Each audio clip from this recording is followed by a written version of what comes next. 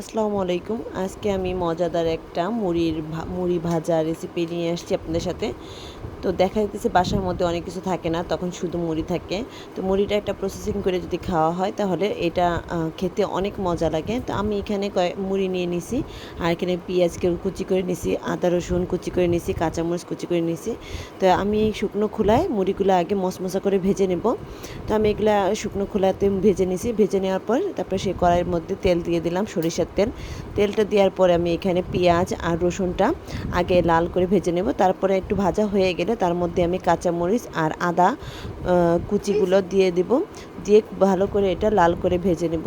লাল করে ভেজে নেওয়ার পর এর মধ্যে সামান্য পরিমাণ আমি লবণ দিয়ে দিলাম। লবণটা দেওয়া হয়ে গেলে তারপরে ভালো করে ভাজা করে নেব। লাল করে ভেজে নেওয়ার পরে এর মধ্যে আমি মুড়িগুলো দিয়ে দেবো অল্প অল্প করে। দেওয়া নিবা আছে, আমি এটা ভালো করে ওলটপালট করে ভালো করে নেড়ে নেব। নেড়ে নিলেই তা আমার হয়ে যাবে মুড়ি ভাজা। তো এটা খেতে অসাধারণ লাগে। সরিষার তেল, তারপরে আপনার কাঁচামরিচ, তারপরে আদা রসুন, এর ফ্লেভারটা এত সুন্দর লাগে, খেতে অসাধারণ লাগে। অবশ্যই বাসায় ট্রাই করবেন, না করলে মিস করবেন। তো আজকে আমি এই পর্যন্তই।